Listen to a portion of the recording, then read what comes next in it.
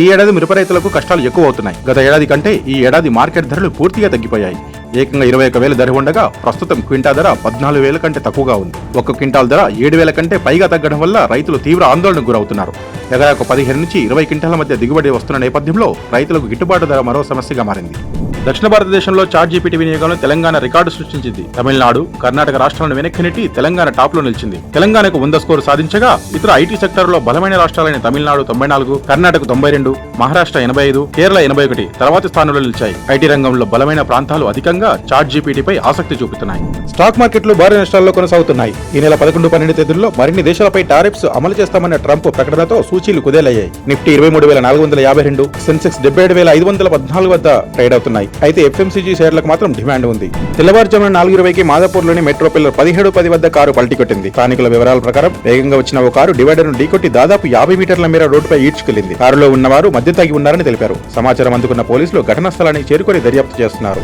రాష్ట్ర ప్రభుత్వం 2 ఎకరాలలోపు భూమి ఉన్న రైతుల ఖాతాల్లోకి రైతు భరోసా నగదు జమ చేయనుంది. ఇవాళ లేదా రేపు ఎకరాకు 6,000 చొప్పున వేయనుంది. ఇప్పటికే 1 ఎకరం ఉన్న 17 లక్షల మంది రైతుల ఖాతాల్లో సర్కారు నగదు జమ చేసింది. కేసీఆర్ పాలన ఐఫోన్ లాగా ఉంటే రేవంత్ రెడ్డి పాలన చైనా ఫోన్ లాగా ఉందని ఎమ్మెల్సీ కవిత విమర్శించారు. బీసీలను మోసం చేస్తున్న కాంగ్రెస్ ప్రభుత్వాన్ని చరిత్ర క్షమించదని హెచ్చరించారు. తన ఎండిపోయిన భూమిని చూపిస్తూ ఓ రైతు బాధపడుతూ పెట్టిన మెసేజ్ చూస్తుంటే కళ్లకు నీళ్లు వచ్చాయని తెలిపారు. రాజకీయ కక్షలు పక్కన పెట్టి కాళేశ్వర నీళ్ల ద్వారా వరద కాలాలను నింపాలని ఆమె జగిత్యాలలో ప్రభుత్వం డిమాండ్ చేశారు. జనసేన తిరుపతి ఇన్ఛార్జ్ కిరణ్ రాయల్ 1,20,00,000 డబ్బులు ఇవ్వాలంటూ ఒక మహిళ ఆరోపణలు చేసింది. 2013లో తీసుకున్న డబ్బులు తిరిగి ఇచ్చేశారని, కానీ ఆ డబ్బులను మార్పింగ్ వీడియోతో వైసీపీ నేతలు ఆ మహిళతో కలిసి కుట్ర పన్నారని కిరణ్ రాయల్ తెలిపారు. ఈ నేపథ్యంలో జనసేన అధినేత డిప్యూటీ సీఎం పవన్ కళ్యాణ్ కీలక నిర్ణయం తీసుకున్నారు. కిరణ్ రాయల్ పై వస్తున్న ఆరోపణలను పూర్తి పరిశీలన జరపాల్సిందిగా పవన్ కళ్యాణ్ పార్టీ కమిటీని ఆదేశించారు. పార్టీ ఆదేశాలు వచ్చే వరకు కిరణ్ ను పార్టీ కార్యక్రమాల నుంచి దూరంగా ఉంచాలని నిర్ణయించారు. రాష్ట్రపతి ద్రౌపది ముర్ము ప్రయాగ్రాజ్ మహాకుంభమేళకు చేరుకున్నారు. ఈ సందర్భంగా త్రివేణి సంగమంలో పుణ్యస్నానం చేశారు. అంతకుముందు ఆమె ప్రయాగ్రాజ్ లో ప్రత్యేక పూజలు చేసి బోటులో విహరించారు. ముందుగా యూపీ సీఎం యోగి ఆదిత్యనాథ్ విమానాశ్రయంలో రాష్ట్రపతికి ఘనస్వాగతం పలికి కుంభమేళకు తీసుకెళ్లారు. ఉత్తరాఖండ్ సీఎం పుష్కర్ సింగ్ ధామి, తెలంగాణ మంత్రి కోమటిరెడ్డి కూడా త్రివేణి సంగమంలో స్నానం చేశారు.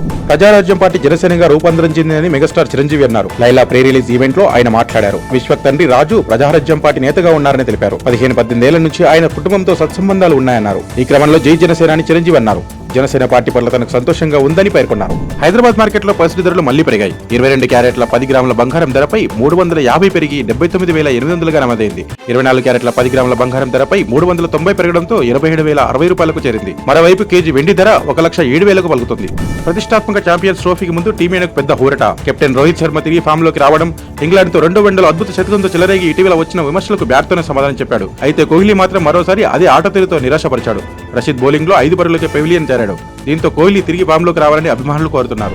తెలంగాణ హైకోర్టు హైడ్రాపై తాజాగా మండిపడింది. సెలవు రోజుల్లో అక్రమ నిర్మాణాల కూల్చివేతలను చేపట్టొద్దని హైడ్రాకు హైకోర్టు తీవ్రంగా వార్నింగ్ ఇచ్చింది. శుక్రవారం నోటీసులు ఇస్తుండగా వాళ్ల నుంచి వివరణ ఇచ్చేందుకు శనివారం ఒక్కరోజే సమయం ఇస్తూ ఆదివారం వెంటనే కూల్చివేయడంపై హైకోర్టు ఆగ్రహం వ్యక్తం చేసింది. తాజాగా రంగారెడ్డి జిల్లాలో కూల్చివేతలపై నమోదైన పిటిషన్ హైకోర్టు విచారించింది. వాళ్లు వివరణ ఇచ్చేందుకు భవన యజమానులకు 1-2 రోజులైనా సరే సమయం ఇవ్వాలని తెలపడంతో ప్రస్తుతం కూల్చివేతలు ఆగిపోయాయి. సౌత్ ఆఫ్రికా క్రికెటర్ మాథ్యూ బ్రిడ్కే చరిత్ర సృష్టించారు. వన్డేలో అరకొరటి చేసిన మ్యాచ్లోనే 150 పరుగులు చేసిన బ్యాటర్ గా ఆయన రికార్డు నమోదు చేశారు. న్యూజిలాండ్ లో జరుగుతున్న తొలి వన్డేలో బ్రిడ్కో ఈ ఫీట్ ని నెలకొల్పారు. గతంలో ఈ రికార్డు వెండీస్ కు చెందిన డెస్మండ్ హెయిన్స్ పేరిట ఉండేది. కాగా ఐపీఎల్ 2025లో మాథ్యూ బ్రిడ్కే ఎల్ఎస్జీకి ప్రాతినిధ్యం వహించనున్నారు.